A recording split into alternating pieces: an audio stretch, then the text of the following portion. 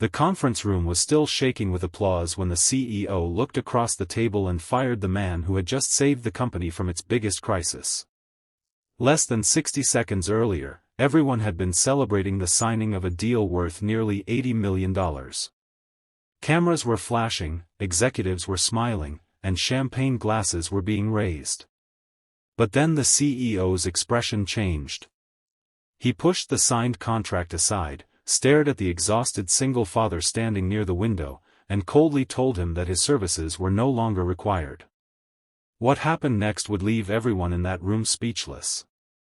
Before we begin, if you believe kindness and second chances can change someone's life, please take a moment to like this video, share it with someone who needs hope, leave a comment, and subscribe to Hardworking Dad. Because sometimes, the person being overlooked is the very person holding everything together.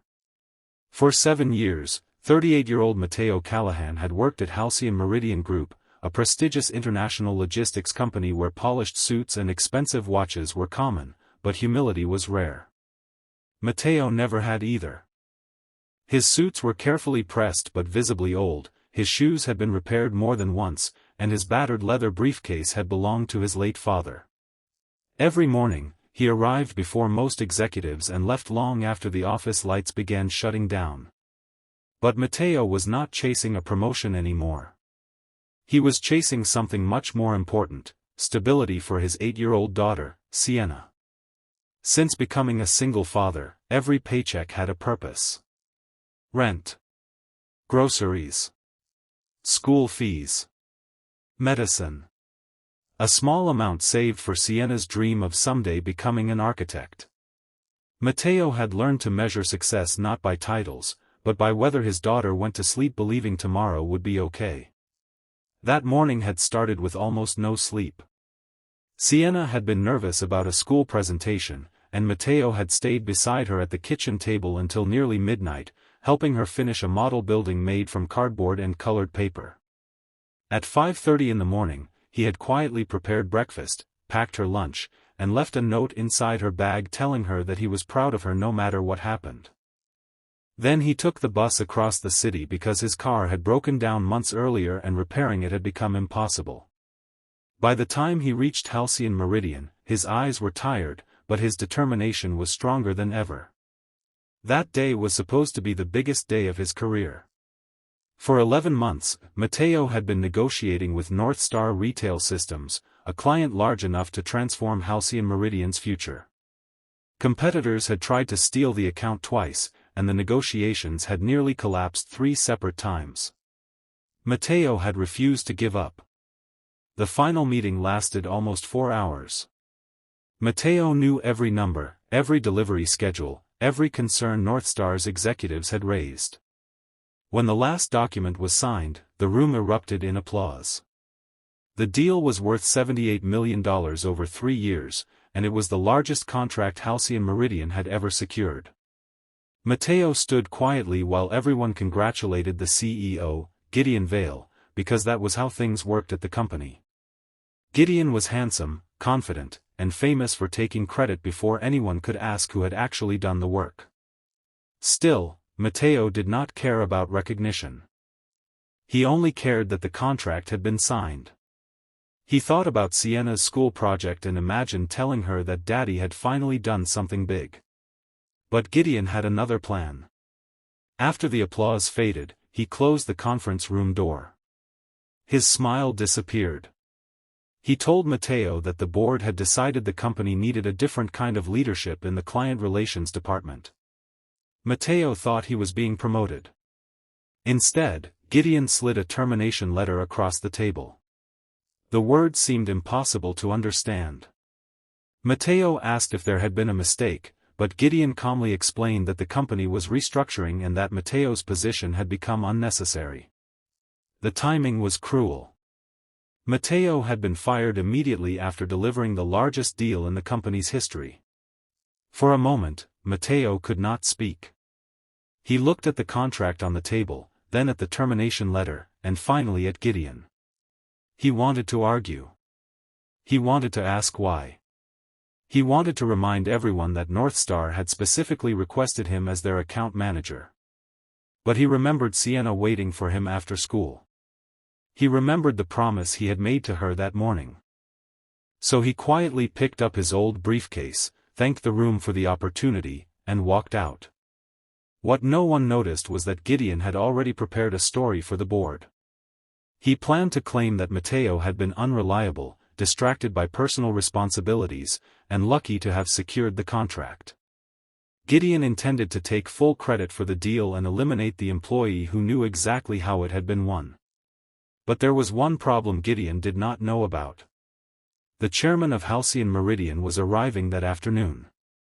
His name was Augustus Renwick, a 72-year-old businessman who had founded the company decades earlier. He had stepped away from daily operations but still held the largest voting share.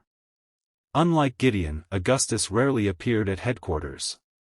When he did, executives became nervous because he had a habit of asking questions that exposed uncomfortable truths. He entered the building shortly after Mateo left. The first thing Augustus noticed was the celebration banner in the lobby announcing the North Star contract. The second thing he noticed was Mateo walking toward the elevators carrying his briefcase with his head lowered. Augustus recognized him immediately.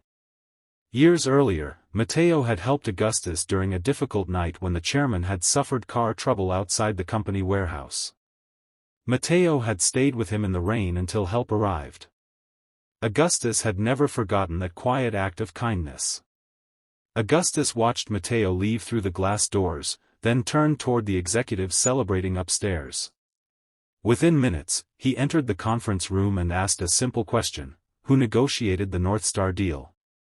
Gideon proudly said it had been a team effort.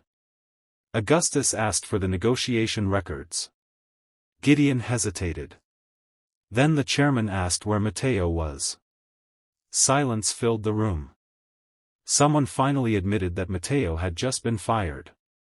Augustus stared at Gideon with an expression that made the entire room uncomfortable. He asked why the employee responsible for the largest contract in company history had been dismissed less than 5 minutes after signing it. Gideon began explaining the restructuring, but Augustus had already requested the full email chain between Halcyon Meridian and North Star. The truth surfaced quickly. North Star's executives had repeatedly praised Mateo's honesty, patience, and problem-solving. One email specifically stated that the company would reconsider the contract if Mateo was removed from the account. Another revealed that Mateo had personally saved the deal after Gideon had demanded an unrealistic delivery schedule that nearly caused North Star to walk away. Mateo had spent months repairing relationships damaged by executive decisions. Augustus turned toward Gideon and quietly asked whether he had read any of those emails. Gideon said he had. That was the moment the room changed. Augustus ordered the termination paperwork suspended and asked security to find Mateo before he left the property. But Mateo was already on a crowded bus, sitting beside the window and trying not to cry. He had never been ashamed of being a father, but losing his job frightened him more than he wanted to admit.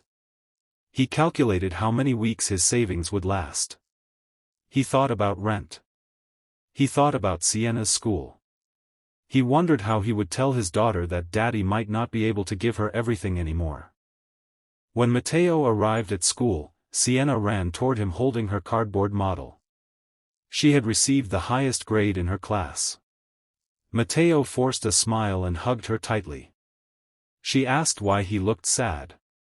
Mateo simply told her that grown-ups sometimes have difficult days, but difficult days do not last forever.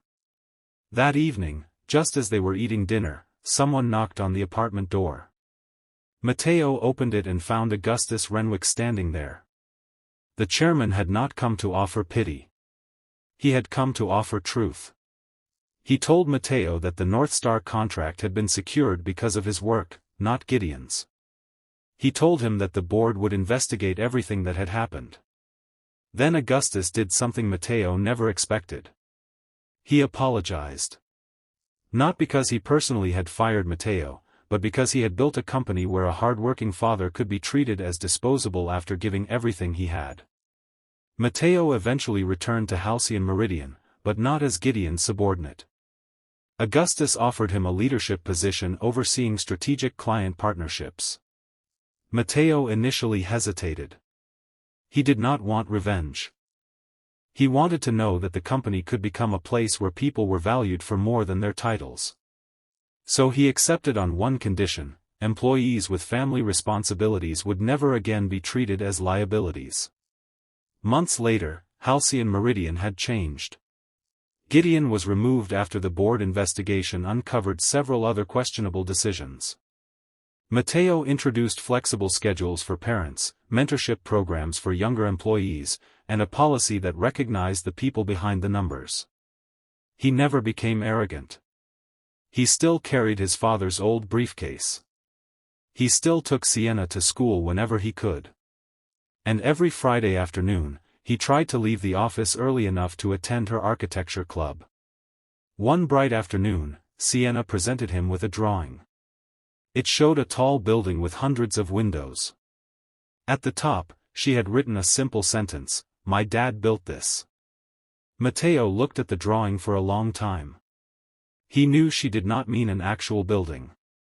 She meant the life they had built together, from difficult days, unpaid bills, tired mornings, and moments when giving up would have been easier. If this story touched your heart, please like the video, share it with someone who needs encouragement, and subscribe to Hardworking Dad. Your support helps us continue sharing stories about ordinary people who keep going when life gives them every reason to stop. And before we reach the ending, I have one special request: comment "second chances" below if you believe one difficult chapter should never be allowed to define a person's entire life. Because Mateo eventually understood something that changed him forever. Being fired had felt like the end of his life, but sometimes what looks like rejection is simply life pushing you away from a door that was never meant to be your final destination. He had walked out of that conference room believing he had lost everything. Instead, he had discovered his worth was never attached to a job title, a paycheck, or the approval of someone sitting behind a powerful desk. His greatest achievement was not the $78 million contract. It was the little girl waiting for him every evening, believing her father could overcome anything. And years later, whenever Mateo walked past that same conference room, he remembered the day he was fired after his biggest deal. He remembered how small he had felt, how frightened he had been, and how close he came to believing that his hard work meant nothing. Then he would look at Sienna's old drawing hanging on his office wall. "My dad built this." And he would smile, because sometimes the person who thinks they have lost everything is actually standing at the beginning of the life they were meant to build.